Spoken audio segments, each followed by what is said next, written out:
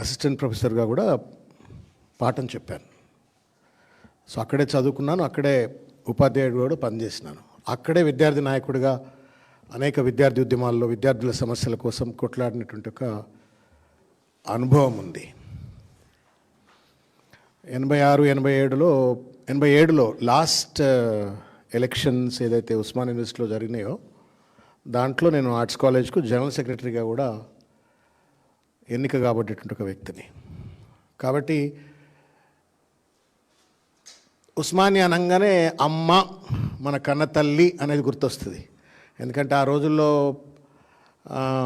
Lower middle class families, కింది వర్గాలకు వెళ్ళి వచ్చినటువంటి వాళ్ళుగా హైదరాబాద్కి వచ్చి ఇప్పుడు చాలా రెంటల్ ఆపర్చునిటీసు, రకరకాల ఆపర్చునిటీస్ ఉండడానికి హాస్టల్ వివరిని ఆ రోజులు ఏమి ఉండకపోతుండే.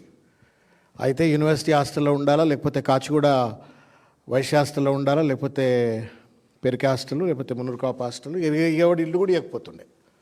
చదువుకున్న పొరగాలంటే ఇల్లు కూడా ఇవ్వకపోతుండే. అట్లా యూనివర్సిటీ అంటే తల్లి, కన్న తల్లిలాగా ఒక ప్రేమ ఆప్యాయత. ఇప్పటికి కూడా యూనివర్సిటీకి పోతే ఏదో మా అమ్మ దగ్గరికి వచ్చినాం కదా, అమ్మ ఒళ్ళలోకి వచ్చినాం కదా అనేటువంటి ఒక ఆప్యాయమైనటువంటి ఒక తన్మయత్వం అందులో చెందుతాం. సో ఈ నేపథ్యంలో నిన్న ముఖ్యమంత్రి గారు ఉస్మాన్ యూనివర్సిటీ క్యాంపస్కి పోయినారు. పోతుంటే అనుకున్నాం, అరే ఫర్ ద ఫస్ట్ టైం ఒక ముఖ్యమంత్రి చాలా రోజుల తర్వాత ముఖ్యమంత్రి పోతున్నాడు కదా, ఏం మాట్లాడతాడో అని చెప్పని టీవీకి కళ్ళు అప్పగించి వినే ప్రయత్నం చేసినాను. మళ్ళా అదే దురదృష్టం డిసప్పాయింట్ చేసినాడు. చాలా డిసప్పాయింట్కి గురయ్యాను. Not only as a former student of Osman university, but also as a former teacher worked in Osman university, and also as a public రిప్రజెంటేటివ్గా ఆ యూనివర్సిటీకి పోయినప్పుడు ఏదో పెద్ద ప్రకటనలు చేస్తాడు, తెలంగాణ ఉన్నత విద్యకు ఒక దిశ నిర్దేశం చేస్తాడు, పెద్ద ఎత్తున ఒక రోల్ మోడల్గా ఉస్మాన్ యూనివర్సిటీని తీర్చిదిద్దడం కోసం ఒక ప్రణాళికలు ఆవిష్కరిస్తాడు అని చెప్పని నేను కూడా కొద్దిగా ఆలోచించిన. ఎనీ సెన్సిబుల్ పర్సన్ ఎంత కుక్కతో ఒక గుండ్రాయి కట్టినా కానీ అటువంటి ప్రదేశాలకు పోయినప్పుడు సమయం సందర్భోచితంగా మాట్లాడతాడు కదా అనుకున్నాం. కానీ రేవంత్ రెడ్డి గారి నైజం, మీరు ఎలకతోలు ఎంత ఉతికినా నలుపే కానీ తెలుపు కాదన్నట్టుగా ఆ దొరవారు అది ఏం బుద్ధో, మరి ఎవరు నేర్పినరో చదువు, మరి ఆయన గురువులు ఎవరో, ఆయన ఉపాధ్యాయులు ఎవరో, సిద్ధాంతకర్తలు ఎవరో నాకు తెలియదు. కానీ పెళ్లికి ఒకటే డప్పు కొడతాడు, సావుకు ఒకటే డప్పు కొడతాడు. ఒక రాజకీయ ఉపన్యాసంలో ఒకటే తీరుగా మాట్లాడతాడు. ఒక విశ్వవిద్యాలయంలో విద్యార్థులకు స్ఫూర్తిదాయకంగా, అధ్యాపకులకు మార్గదర్శకంగా ఉండాల్సిన స్థలంకి వెళ్ళి కూడా అదే రకంగా మాట్లాడతాడు. అది చూడగానే సామెత గుర్తొచ్చింది, కుక్కతో ఒక గుండ్రాయి కట్టినా చక్కగా కాదు అని వెనకటి ఎందుకు అన్నారో. కానీ రేవంత్ రెడ్డి గారు లాంటి వాళ్ళని చూసో, లేకపోతే ఆయన ఇటువంటి వాళ్ళు ఉంటారని చెప్పని బహుశా సామెత కట్టినరేమో అని చెప్పని నాకు అర్థమైపోయింది. ఒక దురదృష్టకరమైనటువంటి ఒక రీతిలో కేవలం కేసీఆర్ గారినో కేటీఆర్ గారినో ప్రత్యక్షంగా పరోక్షంగా విమర్శ చేయటం కోసం, వాళ్ళని అవమానించడం కోసం, వాళ్ళ పట్ల ఏహ్యభావాన్ని రేకెత్తించాలా విద్యార్థుల్లో అన్నటువంటి ఒక ఆలోచనతో పాటుగా తన డబ్బా, ఇక దేశంలో ఆయనకు మించినటువంటి ఒక మేధావి ఎవడు లేడు, ముఖ్యమంత్రి ఎవడు లేడు, జవహర్లాల్ నెహ్రూ తర్వాత మళ్ళీ విద్య గురించి ఎవడన్నా ఆలోచించిందంటే రేవంత్ రెడ్డి ఆలోచించిండు అని చెప్పని ఒకటే జబ్బలు జరుచుకుంటూ ఆయన మాట్లాడినట్టు ఒక తీరు చాలా బాధ కలిగినటువంటిది. నేనేం చేసిన అంటే, నేనేమన్నా తప్పింటున్నా, ఎందుకంటే వినేటప్పుడు ఏదైనా కొంచెం అపోజిషన్లో కాబట్టి వ్యతిరేక భావంతో ఉంటాం కాబట్టి నేనేమో తప్పినా అని చెప్పని ఒక ప్రింట్ తీసుకున్నా. మళ్ళీ స్పీచ్ అంతా ప్రింట్ తీసుకొని మళ్ళీ వర్డ్ వైజ్ చదువుకుంటూ పోయినా. నిజంగానే ఆయన కంటెంట్ అనాలిసిస్ అని చేస్తాం కదా, క్వాంటిటేటివ్ అనాలిసిస్ చేసినట్టుగానే కంటెంట్ అనాలిసిస్ చేసినట్టుగా చదువుకుంటూ పోతే చాలా డిసప్పాయింటింగ్ అనిపించింది. ఇది ఒక పెద్ద కన్ఫ్యూజ్డ్ స్పీచ్, తర్వాత కాంట్రడిక్టరీ స్పీచ్, తర్వాత ఒక కంటామినేటెడ్. కన్ఫ్యూజ్డ్ ఏంటంటే ఆయనకి ఏం చెప్పాలనో ఏం మాట్లాడాలనో తెలియకుండా ఒక అయోమయంగా మాట్లాడాడు. ఒకటి. రెండు, పొంతనలేనటువంటి ఒక చిల్లర ముచ్చట మాట్లాడండి, అదేందో చెప్తా మీకు నేను. మూడవది కలుషితమైనటువంటిది, ఒక విషపూరితమైనటువంటిది. ఎప్పటికప్పుడు మోహా దొరికితే విషం జల్లాల, కేసీఆర్ గారి మీద జల్లాలా, కేటీఆర్ గారి మీద జల్లాలా అనేటువంటి ఒక రీతిలో మాట్లాడినారు. కాబట్టి ఇది ఒక confused, contradictory and then contaminated స్పీచ్గా నేను భావిస్తూ ఉన్నాను. ఇకపోతే 2-3 విషయాలు నేను మీ దృష్టికి తీసుకొచ్చేటువంటి ఒక ప్రయత్నం చేస్తాను. ఆయన మాట్లాడుతూ ఒక మాట అన్నాడు, మీరు బహుశా ఆ వీడియో మీరు వినుంటారని నేను అనుకుంటున్నా. ఆయన నల్లమల అడవుల్లో క్రూర మృగాలతో తిరిగిన అన్నడా అన్న భయపడకురే, ఆయన ఏం చూడరు వీడియోలో, వాళ్ళు చూడరు. నల్ల అన్నాడు కదా, క్రూర మృగాలను చూసినా నల్లమల అడవుల్లో పెరిగినా అని చెప్పనంటే నిజంగానే నల్లమల అడవులు ఇది ఒక్కసారి మాట్లాడలేదు. చాలా సందర్భాలలో ముఖ్యమంత్రి గారు నేను నల్లమల అడవుల్లో పెరిగిన, పులులతో చెలగాటాలాడిన, క్రూర మృగాలతో ఆటలాడిన అని చెప్పనంటే నేను ఎప్పుడు అనుకునేది ఏమైనా మొగిలి అనేది, మనకు చిన్నప్పుడు మొగిలి అని ఒక సీరియల్ వస్తుండే. ఇదేమన్నా మొగిలి లెక్క నల్లమల అడవుల్లో ఎవరిని వదిలేసిపోయిన రాయింది ఈయన వదిలేస్తే అక్కడ ఏమన్నా తొడేళ్లతోటి ఎలుగుబంట్లతోటి ఏమైనా పెరిగిండా, మరి ఎట్లా ఊకే ఆ మాట ఎందుకు వస్తుంది అని చెప్పని, లేదు టార్జన్ ది ఏప్ మ్యాన్ అని చెప్పని అట్లేమన్నా టార్జన్ లెక్క ఉండే, టార్జన్ లెక్క కూడా లేడు, అది వేరు ముచ్చట. నేను ఇగో రేవంత్ రెడ్డి గారు వినాలని చెప్తున్నా, ఊకే దయచేసి అట్లా మాట్లాడకండి. This is the feudal language. నేను క్రూర మృగాలతో పెరిగినానంటే నేను అంత క్రూరుణ్ణి అని చెప్పుకోవడం కోసం అనమాట. ఒక పాలకుడు సౌమ్యంగా ఉండాలి, ఆర్ద్రతతో ఉండాలి, మానవత్వంతో ఉండాలి, దార్శనికతతో ఉండాలి. అది వదిలిపెట్టి నేను క్రూర మృగాలతో ఎవని భయం అవుతుంది? నువ్వు పులితో ఆడుకో, నక్కతో ఆడుకో, ఎలుగుబంటితో ఆడుకో, ఎవని భయం అవుద్దా? సర్కస్లో కూడా చాలామంది పొద్దున్న లేస్తే పుల్లకు భోజనాలు పెడతా ఉన్నారు, వాళ్ళు కూడా చూసినా అంటారు. ఇది ఏది మరి? What is it mean to A citizen? ఒక పరిపాలనకు నీ క్రూర మృగాలతో ఆటలాడుకోవడానికి ఏమైనా సంబంధం ఉందా? ఏమన్నా నువ్వేమైనా అటవీ శాఖ అధికారులను ఉద్దేశించి నువ్వు మాట్లాడుతుంటే అదంటే అర్థం ఉంది. చదువుకునే సివిలైజ్డ్ విద్యార్థులు ఉస్మానియా యూనివర్సిటీకి వచ్చేసి చిల్లర మల్లర మాట్లాడుతుంటే నేను చూసిన, ఇగో ఈయన ఏడబుట్టిండా అంటే కల్వకుర్తి దగ్గర అదేదో ఊరు కొండారెడ్డిపల్లె కదన్న, కొండారెడ్డిపల్లె పుట్టిండు. ఇగో ఇది కల్వకుర్తి నుండి మన్ననూరు అడవి ఫస్ట్ స్టేజ్కి పోయి చూస్తే 1 గంట 2 నిమిషాలు. ఇది 1 గంట 2 నిమిషాలు. ఈ 1 గంట 2 నిమిషాల దూరంలో పుట్టిండు అంటే దాదాపు అది అంత దూరంలో 60 రూపాయల కిరాయి. ఇప్పుడు ఇంత దూరంలో పుట్టిన ఆయనకు పులులేడ తిరగడా పట్టిండు, ఈ అడవులలో ఎందుకు తిరగపోయిండు, అక్కడే ఉన్న ఆ గూడెలల్లో చెంచోలతోటి కోయలతోటి ఏమైనా చదువుకోనికి పోయిండో తెలియదు. ఇకపోతే ఇంకో ఊరు కొడంగల్కు తర్వాత అడవులకు ఎంత దూరం ఉందని చూస్తే 3 గంటల 44 నిమిషాలు. కొడంగల్కు అడవులకు 3 గంటల 44 నిమిషాలు. ఇకపోతే కొండారెడ్డిపల్లి, ఇంతకుముందు చెప్పింది కల్వకుర్తి, కొండారెడ్డిపల్లి కూడా గంతే సకదానం 3 గంటల 50 నిమిషాలు. ఇది గూగుల్లో మనమేం తయారు చేసినవి కాదు, గూగుల్లో మీరు కూడా కొడితే మీకు వస్తుంది. వనపర్తి 2 గంటల 25 నిమిషాలు. ఈయన ఎక్కడైతే పుట్టిండో, ఎక్కడైతే రాజకీయంగా జీవితాన్ని కొనసాగిస్తున్నాడో, లేకపోతే ఎక్కడైతే ఆయన ఇంటర్మీడియట్ పెయింటింగ్లు చేసిన కెరియర్ ఎక్కడైతే ఉందో అక్కడికి కంప్లీట్ చేస్తుంది. గిన్ని గంటల దూరంలో ఉండి నేను పొద్దున్న లేస్తే అడవుల్లో తిరిగినా అంటే నువ్వు చదువుకున్నావా, పెయింటింగ్లు చేసినవా, రాజకీయాలు చేసినవా, లేకపోతే మొగిలి లెక్క టార్జన్ లెక్క ఏమైనా అడవుల పొంటి తిరిగినవా?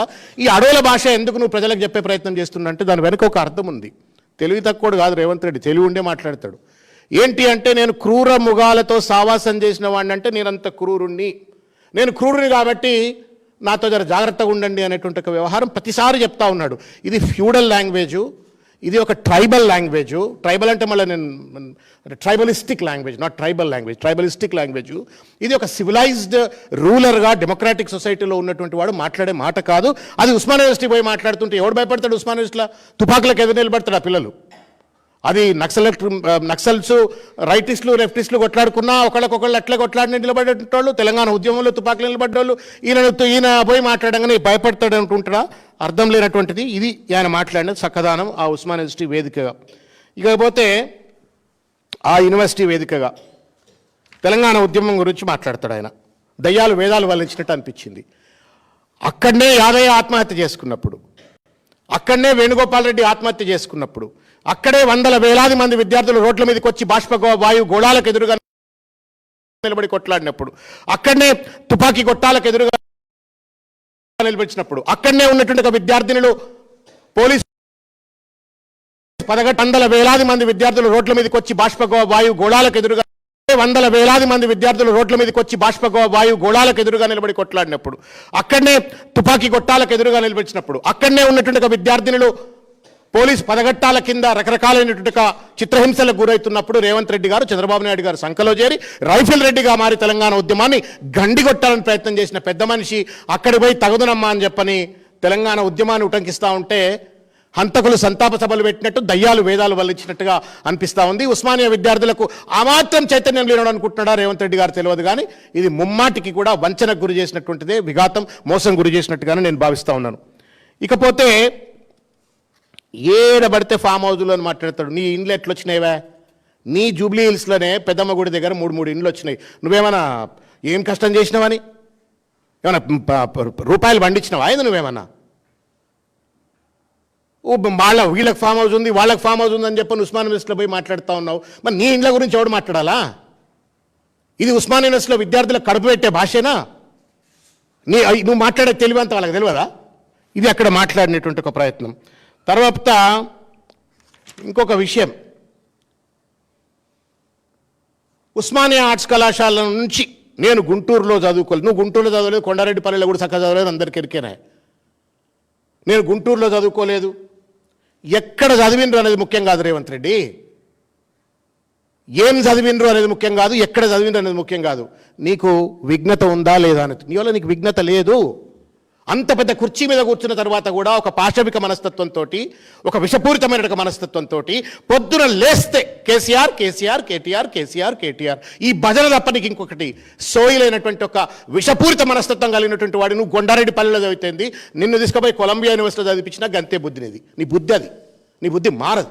విషం నరనరాలను నింపుకొని ఇవాళ ఆ విషయాన్ని ఇవాళ తెలంగాణ ప్రజల మనసుల్లో నాటాలన్న దుర్మార్గమైన ఒక ప్రయత్నం ఇవాళ రేవంత్ రెడ్డి చేస్తున్నటువంటి ఒక పరిస్థితి. ఏం మాట్లాడతాడు? పాలమూరు పేదరికాన్ని చూపించడానికి వాళ్ళని అక్కడికి తీసుకొచ్చేటోళ్ళు ప్రదర్శనలో మా పేదరికాన్ని వాళ్ళ వలసలు పోతున్నామేమని ఎక్స్కర్షన్ అని చెప్పని కేటీఆర్ గారిని ఉద్దేశిస్తూ చిల్లరమల్లగా మాట్లాడుతున్నాడు. రేవంత్ రెడ్డికి తెలివిలేదు. Mahabub Nagar was one of the most downtrodden and suppressed backward districts. Telangana ఏర్పడేంత వరకు 2014 వరకు నిజంగా కూడా తెలంగాణ చాలా వెనుకబడ్డది.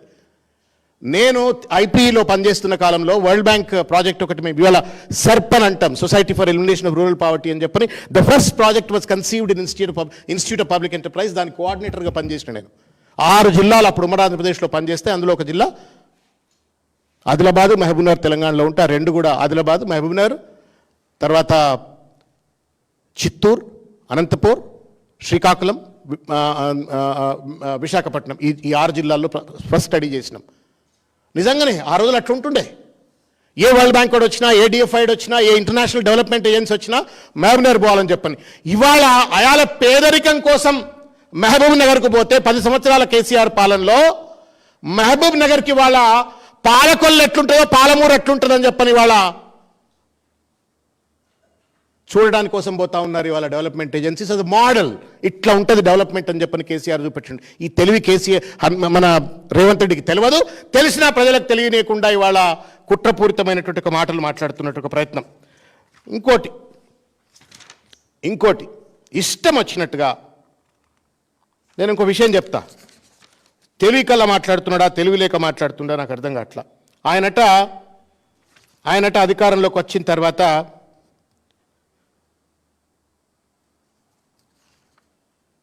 ఆయనను జడ్పీటీసీ ఎట్లా అయిండు, ఎమ్మెల్యే ఎట్లా అయిండు, అది కాదు కదా వాళ్ళకి కావాల్సింది. అక్కడ చదువుకునేటోడికి ఐఏఎస్ ఎట్లా కావాలా, ఐపీఎస్ ఎట్లా కావాలా, ప్రొఫెసర్ ఎట్లా కావాలా, పిహెచ్డీ ఎట్లా చేయాలా, జేఆర్ఎఫ్ ఎట్లా తెచ్చుకోవాలా, లేకపోతే రీసెర్చ్లో అత్యుత్తమ స్థానం ఎట్లుండాలి, అసిస్టెంట్ ప్రొఫెసర్ ఎట్లుండి, ఈ ముచ్చట చెప్తలేడు. చెప్తూ ఆయన ఏమంటాడు, 4 సమస్యలను ఆయన పరిష్కరించినట్టుగా ఆయన ముచ్చట చెప్తాడు. చెప్తూ జయ జయ హే తెలంగాణ జాతీయ గీతం, ఓకే, దాన్ని ఏం చేసినావు అందరికి ఎరక. 30-40 ఏళ్ల వర్గీకరణ సమస్యను ఆయన పరిష్కరించినట్టుగా చెప్తా ఉండు. రేవంత్ మాదిగా అయిపోయింది. ఇప్పుడు రేవంత్ రెడ్డి కాదు ఆయన. పాపం మందకృష్ణ మాదిగా పోరాటం ఏమీ లేదు, మొత్తం సుప్రీంకోర్టు తీర్పు లేదు. మందకృష్ణ మాదిగా పోరాటం లేదు, సుప్రీంకోర్టు తీర్పు లేదు. రేవంత్ రెడ్డి మాత్రం రేవంత్ మాదిగా అని చెప్పని ఆయన పేరు పెట్టుకునేటట్టుగా ఇవాళ దాన్ని కూడా ఆయన ఖాతాలో వేసుకునేటువంటి ఒక చిల్లర ప్రయత్నం. 3వది సిగ్గు, లజ్జ, మానం, అభిమానం ఏమీ లేనటువంటి ఒక ప్రభుత్వం ఇవాళ బీసీల నోట్లు మన్ను కొట్టి గొంతు కోసి 42% రిజర్వేషన్ ఇస్తా అని చెప్పని ఇవ్వకుండా, సిపెక్ సర్వీస్ రిపోర్ట్స్ను బయట పెట్టకుండా, డెడికేటెడ్ కమిషన్ రిపోర్ట్స్ను బయట పెట్టకుండా, వర్కింగ్ గ్రూప్ రిపోర్ట్స్ను బయట పెట్టకుండా, ఎక్స్పర్ట్ గ్రూప్ రిపోర్ట్స్ బయట పెట్టకుండా, మొత్తం 200 కోట్ల రూపాయలు 2 సంవత్సరాల పాటు ఖర్చు పెట్టి 2 లక్షల మంది ప్రభుత్వ ఉద్యోగులను వాడుకొని ఇచ్చింది ఏందా అంటే బూడిద. మొత్తం బీసీల నోట్లో మన్ను కొట్టి సిగ్గు ఎగ్గు లేకుండా ఆయన ఏం చెప్తా ఉండంటే, నేను సిపెక్ సర్వే చేసినా అని చెప్పని ఆ విద్యార్థుల ముందు చెప్తా ఉన్నాడు. నయవంచన ఇది. వాళ్ళు అనుండకపోవచ్చు, ఆ వేదిక మీద ఉన్న ప్రొఫెసర్లు సప్పట్ల మీద సప్పట్లు కొడుతుండొచ్చు కాక, విద్యార్థులు పాపం కింద ఉన్నటువంటి వాళ్ళు కొడుతుండొచ్చు కాక, బట్ ఇట్స్ ఎ ట్రూత్. దీంతో పాటుగా ఆయన ఏం చెప్తాడంటే, ఈయన వల్లనే నరేంద్ర మోడీ అట కులగణనలో కాస్ట్ మన సెన్సెస్లో కాస్ట్ ఇంక్లూడ్ చేస్తున్న కులగణన కూడా చేసేస్తుండు అని చెప్పని ఈయన వల్లనే అని చెప్పని ఏమంటాడో ఇనురు ఒక్కసారి. మనం చేయడం వల్ల కేంద్ర ప్రభుత్వం మీద ఇవాళ ఒత్తిడి వచ్చి 26 సంవత్సరంలో జనగణనలో కులగణన చేర్చాల్సిన పరిస్థితి ఈ దేశ ప్రధాని కల్పించి ఒక సామాజిక సమస్యకు శాశ్వత పరిష్కారాన్ని చూపించి సిగ్గుండాలండి మాట్లాడటానికి. This has happened because of Nitish Kumar. బీహార్లో ఎన్నికలు లేకపోతే మోడీ సచ్చినా ఇది పెట్టిండేవాడు కాదు. దేశవ్యాప్తంగా గగ్గోలు పెట్టినాం బీసీలం. కేసీఆర్ గారు సాక్షాత్తు ప్రధానమంత్రికి లెటర్లు రాసిండ్రు, రకరకాల రీతుల్లో ఒత్తిడి పెట్టినప్పటికీ కూడా జరగలే. కేవలం నితీష్ కుమార్ బీసీల ఓట్ల కోసం అని చెప్పని నరేంద్ర మోడీని ఒప్పించిండా మెప్పించిండా, లేకపోతే వాళ్ళిద్దరు కూడా పలుకున్నారు కాబట్టి బీసీల ఓట్లు దండుకోవడం కోసం అని చెప్పని దాంట్లో పొందుపరిస్తే దాన్ని కూడా నీ ఖాతాలో వేసుకొని సప్పట్లు కొట్టించుకుంటూ చిల్లర మల్లరగా మాట్లాడడానికి మనసెట్ల నొప్పిందో దయచేసి రేవంత్ రెడ్డి గారు సమాధానం చెప్పాలని కోరుతున్నా. ఇకపోతే దొరల గురించి మాట్లాడతాడు. నాకు బాగా గుర్తు, ఎందుకంటే మర్చిపోలే కొన్ని సంఘటనలు. ఆ మధ్యకాలంలో ఒక ఇంటర్వ్యూలో మా ఇండ్ల ముందు చెప్పులు వేసుకొని ఎవడు పోకపోతుండే అని చెప్పిండు. గుర్తుందా మీకన్నా? గుర్తుంటుంది, మీరు కొట్టి చూడండి గూగుల్లో. మా ఇంటి ముందు ఎవరు కూడా చెప్పులు వేసుకొని పోకపోతుండే. అది దొర్రికం కాదు, అది ఫ్యూడలిజం కాదా, అది ఆధిపత్య అహంకారం కాదా? మళ్ళీ ఆయన వచ్చి ఉస్మాన్ యూనివర్సిటీలో దొరలకు వ్యతిరేకంగా ఒట్లాడము అని చెప్పని ఆయన మాటలు మాట్లాడుతూ ఉంటే దయ్యాలు వేదాలు వల్లించినట్టుంటాయి, నవ్వాలన్నా ఏర్వాలన్నా అర్థం కానటువంటి ఒక పరిస్థితి. ఇక ఇంకొకటి మీరు వినాలా, కేర్ఫుల్ వినాలా. వెనుకబాటుతనాన్ని నిర్మించాలి అని అంటే ప్రతి మారుమూల ప్రాంతంలో విద్యా అవకాశాలు పెంచాలి. ఆనాడు పండిత్ జవహర్లాల్ నెహ్రూ గారు ఎడ్యుకేషన్ ఇరిగేషన్కు ప్రాధాన్యత ఇస్తే ఈనాడు మనం అదనంగా కమ్యూనికేషన్ యాడ్ చేసినాం అంటాడు. అంటే జవహర్లాల్ నెహ్రూ ఏమో ఎడ్యుకేషన్ ఇరిగేషన్ చేసినట్ట, మధ్యలో ఎవడేం చేయలేదు. రేవంత్ రెడ్డి వచ్చి కమ్యూనికేషన్ మాత్రం స్ట్రెంథన్ చేసే విధంగా నేను విద్యలో ఇంటర్వెన్షన్స్ పట్టుకొచ్చినా అని చెప్పని మాట్లాడుతూ ఉండు. ఇది ఎవరి చెవులో పూలు పెడతా ఉండు రేవంత్ రెడ్డి గారు? ఎవరి చెవులో పూలు పెడతా ఉండు? ఇకపోతే ఇవాళ విద్యకు సంబంధించిన ఒక పరిస్థితిలో అక్కడున్న విద్యార్థులు అడిగే ప్రయత్నం చేస్తే పోలీసులతో అరెస్ట్ చేయించినారు, విద్యార్థి సంఘాల వాళ్ళని అరెస్ట్ చేయించినారు. చాలామందిని రకరకాల రీతుల్లో దాడులు చేసిన పరిస్థితి, జర్నలిస్టులపైన దాడులు చేసిన పరిస్థితి చూసినాం. ఇవాళ 10,000 కోట్ల రూపాయల ఫీ రియంబర్స్మెంట్ డ్యూస్ ఉన్నాయి. ఇవాళ దాదాపు doctor BR Ambedkar overseas scholarship అనేటువంటిది ఒక పేమెంట్ ఇవాళ జరగట్లేదు. విద్యార్థులు ఆత్మనిర్భరతాభావంతో ఇవాళ విదేశాల్లో నానా ఇబ్బందులకు గురవుతున్న పరిస్థితి. దాదాపు 150 మంది గురుకులాల్లో చదువుతున్న విద్యార్థులు ఆత్మహత్యలు చేసుకున్న ఒక పరిస్థితి. విద్యా బడ్జెట్లో కోత, ఫీ రియంబర్స్మెంట్లో కోత, డాక్టర్ ఓవర్సీస్ అంబేద్కర్ స్కాలర్షిప్స్లో కోత, టీచర్స్లో కోత, స్కాలర్షిప్ల్లో కోత, అన్నిట్లో విద్యా వ్యవస్థను సర్వనాశనం చేసి విద్యా మంత్రిగా ఆయనే కొనసాగిస్తూ ఆయన ఈ రకంగా తప్పుడు ప్రచారాలు చేసే ప్రయత్నం చేస్తూ ఉన్నాడు. ఎంతవరకు న్యాయం అని చెప్పని నేను అడుగుతా ఉన్నాను. మీరు ఒక విషయం లోతుగా ఆలోచించండి. యంగ్ ఇండియా స్కూల్స్ను నేను డెవలప్ చేసినా అని చెప్పని రేవంత్ రెడ్డి చెప్తా ఉన్నాడు. యంగ్ ఇండియా స్కూల్స్ ఏమంటున్నాడు ఆయన? నేను 20 కోట్ల రూపాయలు 100 నియోజకవర్గాలలో ఒక్కొక్క నియోజకవర్గానికి 20 కోట్లు ఇస్తున్నా, 200 కోట్లు ఇస్తున్నా. 100 నియోజకవర్గాల్లో 200 కోట్ల రూపాయల చొప్పున నేను స్కూల్స్ పెడతా అని చెప్పిండు. మొత్తం మీద ప్రతి స్కూల్లో ఎంతమంది అవుతా అంటున్నారు? 2,500 మంది. 2,500 మంది 100 ఎంత? 2,50,000 మంది. ఆయన లెక్కల్లోనే, రేవంత్ రెడ్డి లెక్కల్లోనే నిన్న మాట్లాడుతూ ఆయన చెప్తాడు, ప్రభుత్వ పాఠశాలలో 18 లక్షల మంది విద్యార్థులు చదువుకుంటున్నారు, అంటే 18 లక్షలు చదువుతున్నారు. ప్రైవేట్లో 11,000 పాఠశాలలు ఉంటే 33 లక్షలు, అంటే మొత్తానికి 51 లక్షల మంది విద్యార్థులు బోత్ గవర్నమెంట్ అండ్ ప్రైవేట్ స్కూల్లో చదివితే నేను 2.5 లక్షల మంది విద్యార్థులు చదువుకునేటట్టుగా యంగ్ ఇండియా స్కూల్స్ తయారు చేసి నేను దేశాన్ని ఉద్ధరించిన అని చెప్తూ మరో పక్కన కేసీఆర్ గారు ప్రవేశపెట్టినటువంటి ఒక రెసిడెన్షియల్ వెల్ఫేర్ స్కూల్స్ ఏదైతే ఉన్నాయో దాదాపు 1000కి పైగా వాటినన్నింటినీ వాళ్ళ మూత వేయాలని ఒక కుట్రపూరిత ప్రయత్నం చేస్తూ ఉన్నాడు. ఏ స్కూళ్ళలో అయితే చదువుకొని రెసిడెన్షియల్ స్కూల్లో చదువుకొని విద్యార్థులు ఎవరెస్ట్ని ఎక్కినరో, ఏ స్కూళ్ళలో చదువుకొని విద్యార్థులు ఐఏఎస్లు అయినరు, ఐపీఎస్లు అయినరు, భారతదేశానికి గర్వకారకులైనరో ఆ స్కూళ్ళని బంద్ చేసి వాళ్ళ తన రొమాంటిక్ ఐడియా కోసం అని చెప్పని, తన బ్రాండ్ ఉండాలని చెప్పని యంగ్ ఇండియా అని చెప్పని మహాత్మా గాంధీ, రేవంత్ గాంధీ, ఎందుకంటే యంగ్ ఇండియా మహాత్మా గాంధీ పెట్టిండట. యంగ్ ఇండియా అనే కాన్సెప్ట్ ఆ పత్రిక మహాత్మా గాంధీ నడిపిండు, ఆయన నుంచి నేను పేరు తీసుకున్నా. So Mahatma Gandhi, Revanth Gandhi, young India school, ఆయన యంగ్ ఇండియా పత్రిక. ఎంతమంది అవుతారు? 2.5 లక్షల మంది. మరి 51 లక్షల మందికి ఏం చేయాలా? నేను అడుగుతా ఉన్నా రేవంత్ రెడ్డి గారిని, నీకు నిజంగానే విద్య మీద ప్రేమ ఉన్నట్టయితే, నీకు నిజంగానే కనుక విద్యార్థులపైన ప్రేమ ఉన్నట్టయితే, ఇవాళ ప్రభుత్వ స్కూళ్ళలో ఉన్నటువంటి ఒక దైన్యమైనటువంటి ఒక పరిస్థితిని ఆదుకోవడం కోసం ఏ రకమైన ఇంటర్వెన్షన్ చేసిన సమాధానం చెప్తావా రేవంత్ రెడ్డి? నీ విద్యా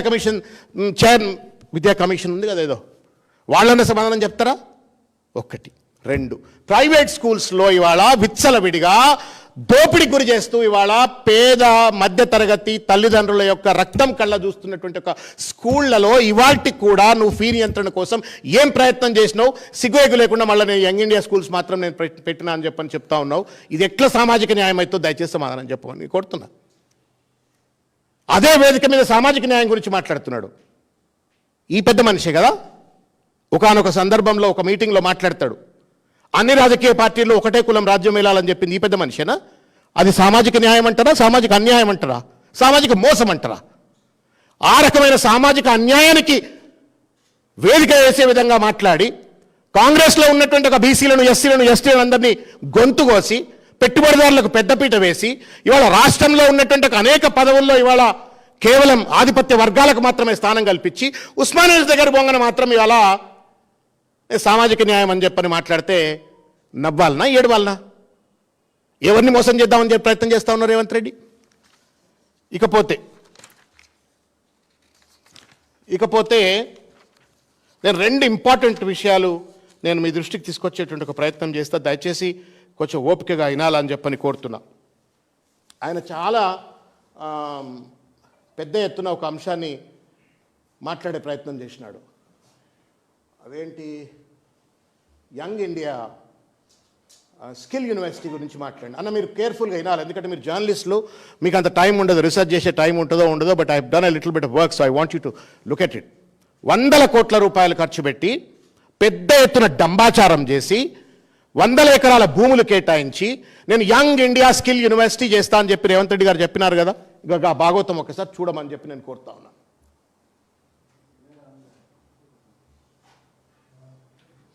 బోర్డ్ ఆఫ్ గవర్నర్స్ మీకు తెలిసిన వాళ్ళే, వీళ్ళంతా పెద్ద మనుషులు అలా ఆనంద్ మహేంద్ర, శ్రీనివాస్ రాజు, మనీష్ సబర్వాల్, సంజీవ్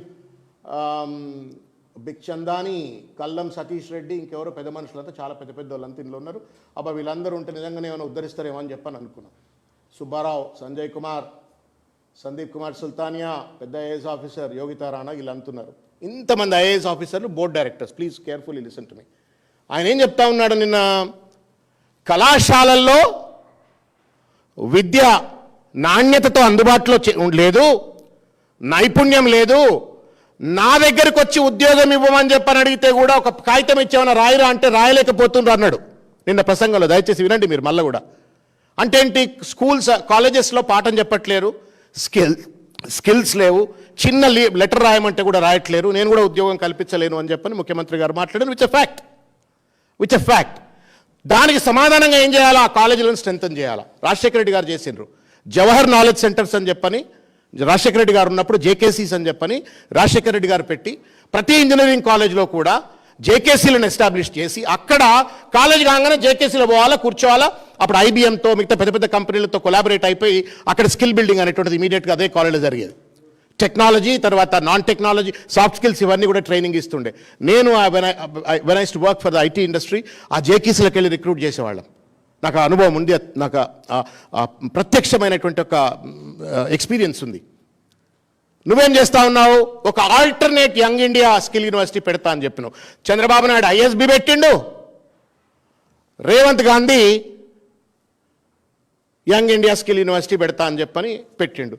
దీంట్లో మీరు చూడండి అన్న, మీరు చూడండి, అవర్ విజన్ చదవండి ఒకసారి మీరు కేర్ఫుల్గా. అవర్ విజన్ చదివితే, to equip India's youth with the skills and knowledge required for the evolving job market by providing high quality industry integrated education.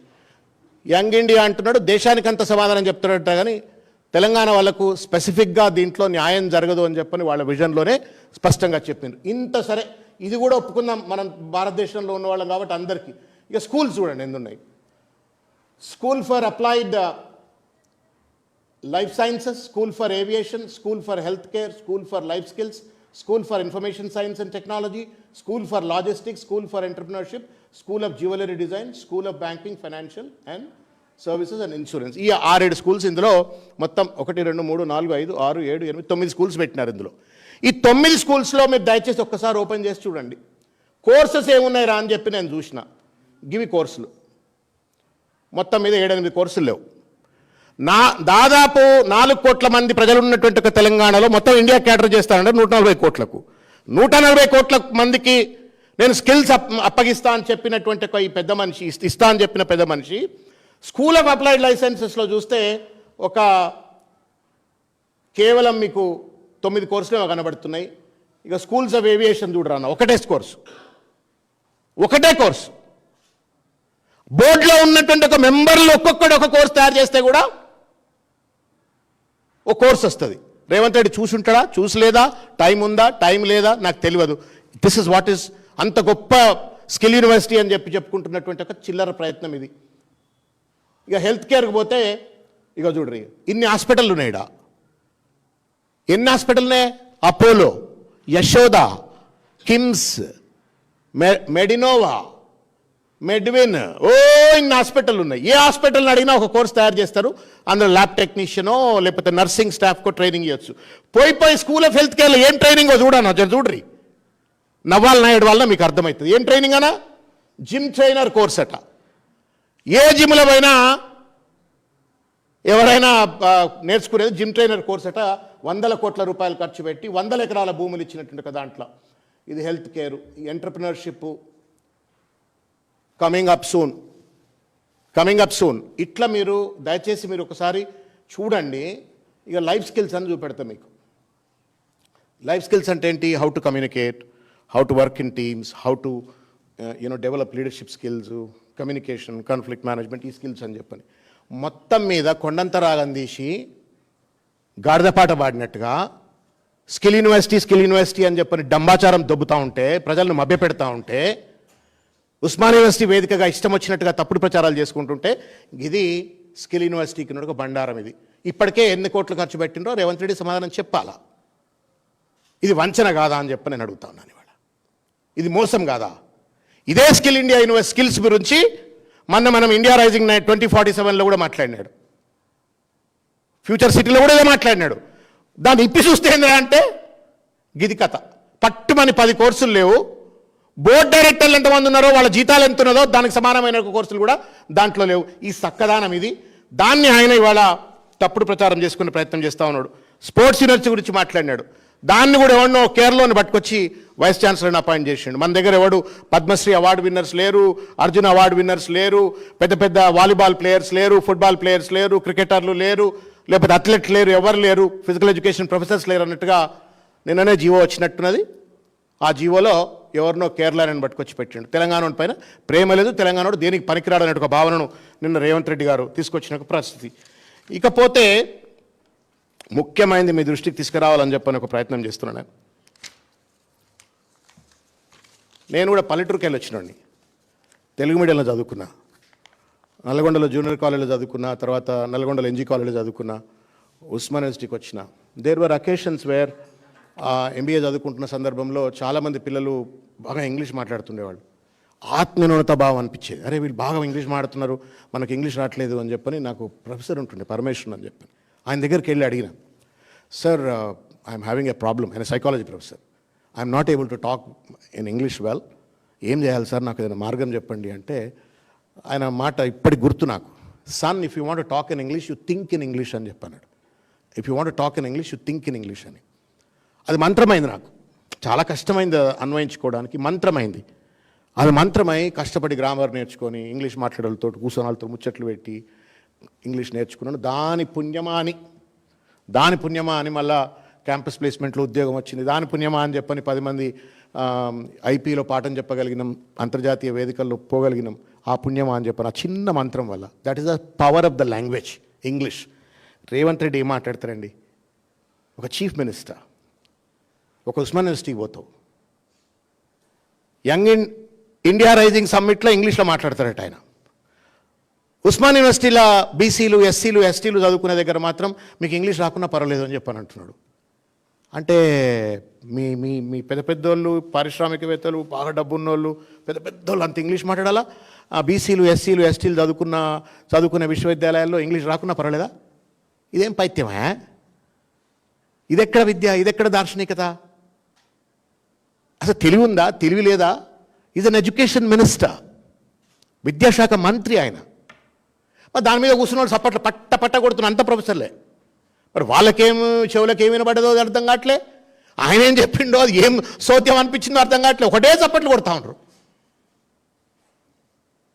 నేను ఎందుకు ఈ బాధ ఏమంటాడు చూసిండ్రా, అది కూడా కేటీఆర్ గారిని టార్గెట్ చేయడమే. మళ్ళా గుంటూరు కేటీఆర్ గారిని టార్గెట్ చేయాలా? అది దేవుడిచ్చిన వరం ఆయనకు, మరి ఏం చేస్తాడు ఆయన? ట్రంప్ తోటి మాట్లాడగలుగుతాడు, ఇవాంకా ట్రంప్తో మాట్లాడగలుగుతాడు, ఎల్లమ్మతో కూడా మాట్లాడగలుగుతాడు కేటీఆర్ గారు. ఆయన కంఫర్ట్ ఉంది. నీకేంది లాగులలో తొండలేయాలా, పేగులు మెడకేసుకోవాలా, పొట్ట జీల్చాలా, ఇది నీ భాష. నీకు వచ్చింది కదా ఒక్కటే, మరి ఆయన ఇది కూడా వచ్చు, ఈ భాష కూడా వచ్చు అవసరమైతే, కానీ మాట్లాడాడు విఘ్నత, అది కూడా వచ్చు ఆయనకు. మరి నీకు రాకపోతే ఎవ్వడికి రావద్దనంటే, అదేదో సినిమా ఉంది మగధీర సినిమా, నాకు దక్కంది ఎవరికి దక్కొద్దని విలంగా అంటాడు కదా. నీకు రాదు కాబట్టి ఇంకా ఎవరికి రావద్దు. ఉస్మానియా చదువుకునే పిల్లలు, కాకతీయ చదువుకునే పిల్లలు ఎవరికి ఇంగ్లీష్ రావద్దని మాట్లాడే సంస్కారం ఎక్కడిది, విఘ్నత ఎక్కడిది? అసలు ఏమైనా మెదడుండి మాట్లాడుతున్నారా? ఇదే కంచాయిలయ్య గారు, I have a great respect to him. పొద్దున్న లేస్తే కంచాయిలయ్య గారు, మేము చదువుకుంటప్పటి నుంచి చెప్తుండే ఈ మాట. I was doing PhD one assistant professor in Osmania university. Arts కాలేజ్లో డేటా సెంటర్లో పక్క కూర్చొని మాట్లాడుతుంటే సార్ తోటి, ఆయన ఒకటే అంటుండే, ఇంగ్లీష్ నేర్చుకోరా భయ్ మీరు ఫస్ట్ అని. ఆ మంత్రం అప్పుడు అన్నాడు, ఇప్పటికి కూడా అదే అంటుండు. 80 ఏళ్ళ వయసుకు వచ్చి ఉంటాడు, ఇప్పటికి కూడా అదే మాట అంటాడు. రాహుల్ గాంధీ దగ్గర పోయి కూడా అదే మాట చెప్పిండు ఆయన. If you want to strengthen this country you learn English. Rahul Gandhi కరెక్టే దేశవ్యాప్తంగా ఇంగ్లీష్ మీడియం ఎడ్యుకేషన్ ఉండాలా, పిల్లలు బాగుపడాలంటని రాహుల్ గాంధీ అంటాడు. రేవంత్ గాంధీ ఏమంటున్నాడు, ఇంగ్లీష్ రాకున్నా ఏం లేదు రవై, నా లెక్క రియల్ ఎస్టేట్ ప్లాట్లు అమ్ముకుంటే పైసలు వస్తాయి, ముఖ్యమంత్రి అవుతా అంటున్నాడు. This is what is teaching to the Osmania university post graduates. అక్కడున్న టీచర్లు సప్పట్లు కొడుతున్నారు. దుర్మార్గం. నేను ఎందుకు బాధతో చెప్తున్నా అంటే, నేను చాలామంది మన యూనివర్సిటీ పిల్లలు చదువుకునేటోళ్ళు, వాళ్ళు వీళ్ళు మన స్టూడెంట్ యూత్లో ఉన్న వాళ్ళు కూడా, అరే ఫస్ట్ ఇంగ్లీష్ నేర్చుకోర్రా భయ్, కొంచెం మనకు కాన్ఫిడెన్స్ వస్తుంది, 10 మందిలో మనం గట్టిగా నిలబడి మాట్లాడగలుగుతాము. ఐఏఎస్ ఆఫీసర్ దగ్గర పోతే గట్టిగా నిలబడి మాడతాం, IPS దగ్గర పోతే గట్టిగా మాడతాం. మీరు చదువుకోండి రా భయ్, లీడర్లైనా పర్లేదు ఇంగ్లీష్ నేర్చుకోండి అని చెప్పినట్టు రేవంత్ రెడ్డి ఏమో అట్లా చెప్తాడు. నేను ఆయనకు కొన్ని విషయాలు చెప్పదలుచుకున్నాను రేవంత్ రెడ్డి గారు. ఆయన ఏమంటా ఉన్నాడు, there is no need for learning English అని చెప్పని రేవంత్ రెడ్డి చెప్తా ఉన్నాడు. English is the foundation of growth, it's a global language. ఇవాళ హైదరాబాద్ 3.5 లక్షల కోట్ల రూపాయల IT ఎక్స్పోర్ట్స్ వచ్చినా, దాదాపు 9 లక్షల IT ఉద్యోగాలు వచ్చినాయంటే దానికి కారణం ఇంగ్లీష్ భాష. ఇది రేవంత్ రెడ్డికి తెలియదు, తెలుసుకునే ప్రయత్నం బహుశా చేయకపోవచ్చు, just because of English language. నేను హెచ్ఆర్లో పనిచేసేటువంటి ఒక కాలంలో అన్న మీకు చెప్తున్నా, ఒకరోజు CBITకి పోయి పొద్దుగాల ఫస్ట్ టెస్ట్ పెడితే 1000 మంది వచ్చేది. 1000 మంది లాస్ట్కి వస్తే, లాస్ట్ టెస్ట్ అయిపోయి వాళ్ళని అపాయింట్మెంట్ లెటర్లు ఇవ్వడానికి షార్ట్ లిస్ట్ చేస్తూ వస్తే 10 మంది మిగిలేది. మాకు టెక్నికల్ డైరెక్టర్స్ చెప్తుండేవాళ్ళు, సార్ వాళ్ళ కోడింగ్ సరిగా రాకపోయినా పర్వాలేదు, కొంత టెక్నికల్ కాంపిటెన్సీ తక్కువన్నా పర్వాలేదు, but we need those people who can talk well. అక్కడ బాగా మాట్లాడేటువంటి మాత్రమే రిక్రూట్ చేయండి అంటే, ఆ దేవులాడి భూతద్దం పెట్టుకొని, not only in CBIT, not only in Matrusri, all over the కంట్రీకి ఇదే ప్రాబ్లం. భాష పైన పట్టు ఉండదు. భాష లేకపోతే సాఫ్ట్వేర్ ఇండస్ట్రీలో ఉద్యోగాలు లేవు. India conquered the IT industry because of the English competency. Hyderabad conquered the IT industry because of the English competency. Revanth రెడ్డికి తెలియదు. రేవంత్ రెడ్డికి తెలియదు ఏంటంటే, చైనా వాడికి వచ్చా, జపనీడికి వచ్చా అని చెప్పని మాట్లాడితే నేను తలకాయ ఎడబడి కొట్టుకోవాలి చెప్పండి. గూగుల్లో వెన్నగొట్టి చూడండి, లేకపోతే మీరు చాలామంది IAS వాళ్ళు ఉన్నారు కదా, జపాన్లు చైనాకు పోయి ఉంటారు, వాళ్ళని అడుగురి, చెప్తారు. China has made considerable amount of investment. నేను ఉస్మానియా ఆర్ట్స్ కాలేజ్లో 85 ఆ ప్రాంతంలో చదువుకునే రోజులు, 86లో చదువుకునే రోజుల్లో IFLU అని, ఇప్పుడు IFLU అంటారు, అప్పుడు CIFL అంటుండే, central institute of English and foreign languages, ఇప్పుడేమో IFLU అంటారు. చైనా పొరగాలు వచ్చి అవుతుండే. మేము అడుగుతున్నాం, ఏంద్ర ఈ చైనా పొరగాలు ఎందుకు వస్తున్నారు, ఈ పొట్టి వాళ్ళు అంత వస్తున్నారు, గీడ ఎందుకు వస్తున్నారు అని అంటే, చైనా అప్పుడే 100 మందిని IFLUకి పంపించి ఇంగ్లీష్ భాష నేర్చుకునేది. ఇదే ఆర్ట్స్ కాలేజ్లో ELTC అని ఉంటుండే, ఇంగ్లీష్ లాంగ్వేజ్ ట్రైనింగ్ సెంటర్ అని ఉంటుండే. ELTC అని చెప్పని ఎందుకు పెట్టిన రాయాలా, వాడి భాష నేర్చుకుంటే చదువుకోగలుగుతాడు. ఇవాళ this is what about IT industry, pharma ఇండస్ట్రీకి చెప్తాను మీకు నేను. మనం తినే గోళీలు, మందులు, దీని వెనుక ఒక్క మందుకి ఇంత డాక్యుమెంటేషన్ ఉంటుంది, ఒక్క డ్రగ్కి ఇంత ఎక్స్పెరిమెంటేషన్ ఉంటాయి, ఇంత డాక్యుమెంటేషన్ ఉంటుంది. ఈ డాక్యుమెంటేషన్స్ అన్ని which language they will write? English. అది వస్తేనే వాడికి ఉద్యోగం. నువ్వు ఇండియా రైజింగ్ 2047 అంటాడు, ఉస్మానియా నుంచి వచ్చి ఇంగ్లీష్ నేర్చుకోవద్దు అంటాడు. ఏం మేడు ఎక్కడ ఎడబెట్టుకోవాలి? నాకు అర్థం కావట్లేదు. నాకు what kind of bankruptcy is this? Intellectual bankruptcy. ఎవరో పొద్దుగాల మిత్రుడు అన్నాడు, 3 trillion ఎకానమీని అచీవ్ చేయాలంటే 3 రూపీ మైండ్ సెట్ పనికిరాదు అని. Revanth Reddy 3 rupee mind set. ఇంత పెద్ద ఆయనట ముఖ్యమంత్రి అవుతాడట, 2047 అచీవ్ అవుతామట, కోట శ్రీనివాసరావు కోళ్ళట, మనం బిర్యానీలు తిన్నామట. Insult to the intellectuals of Osman university, educated of Osman university, professors of Osman university. ఏం మాట్లాడినో తెలియదు. ఇట్లా చాలా ఉన్నాయి. నేను మీకు భాషకు సంబంధించిన అంశాల పట్ల రకరకాలైనటువంటి, China has invested like that, Japan has invested like that, Israel has invested like that on strengthening English. Germany has invested so much. World War II తర్వాత జర్మనీలో కూడా ఇంగ్లీష్ భాష పైన పట్టు రావాలా, వెస్ట్ మీద కాంకర్ కావాలంట అని చెప్పని. అట్లా అన్ని అభివృద్ధి చెందిన దేశాలు, చెందాలనుకున్న దేశాలు భాషను పట్టుదంప. అందుకే కంచాయిలో ఎప్పుడు మొత్తుకుంటుండే పాపం, అరే ఇంగ్లీష్ నేర్చుకోవాలని. రేవంత్ గాంధీ ఏమంటున్నాడంటే ఇంగ్లీష్ వద్దు అంటున్నాడు. ఎందుకంటే ఆయనకు రాదు కాబట్టి. ఇది ప్రోగ్రెసివ్ కాదు, regressive. This is not a progressive mind set, this is a regressive mind set. ఇది తెలంగాణ రైజింగ్ కాదు, తెలంగాణ రావేజింగ్. మొత్తం తెలంగాణను సర్వనాశనం చేసేటువంటి ఒక మనస్తత్వంతో రేవంత్ రెడ్డి గారు వ్యవహరిస్తూ ఉన్నారు. ఈ భాషను, ఈ పద్ధతిని, ఈ విఘ్నతను దయచేసి మార్చుకోవాలని చెప్పని నేను కోరుతున్నా. నేను మళ్ళీ ఎలాబొరేట్గా మేము ఇవాళ కొనతం దిలీప్ గారు ఒక మంచి ఆర్టికల్ రాసిండ్రు ఇవాళ నమస్తే తెలంగాణలో. I appeal to all Telangana youth and intellectual, చదువు మంచిగా రాసిండ్రు. తెలంగాణ రైజింగ్ ఆ డాక్యుమెంట్ మీద, డొల్ల డాక్యుమెంట్ మీద బాగా రాసినారు. వినోద్ గారు కూడా మాట్లాడినారు దాని మీద. మేము కూడా మళ్ళీ మాట్లాడతాం రీసెర్చ్తో, అబ్సల్యూట్ డేటాతోటి. ఆడ కూడా ఒక చిన్న మాటనా, నేను కార్పొరేట్లో ఉన్నప్పుడు మాకు first training, I use to have a colleague colonel Gauri Shankar అని, ఆర్మ్ ఫోర్సెస్లో పనిచేసిన ఆయన, సీనియర్ వైస్ ప్రెసిడెంట్ ఉండే. నా ఫస్ట్ జాబ్ ఆయనతోటే చేసిన. మేము సాఫ్ట్ స్కిల్స్ ట్రైనింగ్ చేస్తుంటే ఆయన చెప్తుండే ఎప్పుడు, ఈవెన్ మేనేజ్మెంట్లో కూడా ఈ ముచ్చట ఎక్కువ చెప్తాం. The first impression is the last impression, and the way you dress and address makes whole lot of a difference in any interaction అని చెప్పని చెప్తుండే అనమాట. The way you dress and address. India rising, Telangana rising 2047 సమ్మిట్లా అదేమన్నా పబ్బా, క్లబ్బా, ఏం బట్టలు? You are representing this country, this Telangana state, to take it to $3 trillion economy, global economy ki. ఆ బట్టలేంది, ఆ సోయి తప్పిన వ్యవహారం ఏంది? చిరంజీవి నీకంటే మంచి బట్టలు వేసుకొని వచ్చింది cinema actor. How would you impress a global investor? మళ్ళీ ఆయన పేదరికం గురించి మాట్లాడతాడు. పొద్దున్న లేస్తే బ్రాండెడ్ బట్టలు, అడవులు, పేదరికం, కొండారెడ్డిపల్లి అని ముచ్చట చెప్తాడు. ఇది వంచన. నేను అప్పీల్ చేస్తా ఉన్నా ఏంటంటే, when as the chief minister, ఒక ముఖ్యమంత్రి హోదాలో మీరు ఉస్మాన్ యూనివర్సిటీకి పోతే మీరుగా పోరు, మా ప్రతినిధిగా పోతారు. మీరు ప్రజలందరి ప్రతినిధిగా మీరు యూనివర్సిటీకి పోతారు. కాబట్టి మా గౌరవాన్ని, మీ గౌరవాన్ని కూడా మీరు నిలబెట్టుకోవాలి, ఆ కుర్చీ గౌరవం నిలబెట్టాలా. When you are addressing global forums, Revanth రెడ్డిగా పోరు మీరు, తెలంగాణ ప్రతినిధిగా, మా అందరి ప్రతినిధిగా, మనందరి ప్రతినిధిగా మీరు అక్కడికి పోతారు. కాబట్టి ఆ ఔన్నత్యాన్ని కాపాడేటట్టు వ్యవహరించండి. చిల్లరమల రాజకీయాలకు ప్రతిదాన్ని వేదిక చేసుకొని, ప్రతి దాంట్లో కేటీఆర్ గారిపైన భజన చేస్తూ, విషం చెంబుతూ పరిపాలన కొనసాగిస్తే తెలంగాణకు లాభం జరగదు, నష్టమే. దీని నుండి కాపాడుకోవాలా. రైజింగ్ కాదు, రావేజింగ్ దిశగా తెలంగాణను తీసుకుపోవద్దు. Thank you.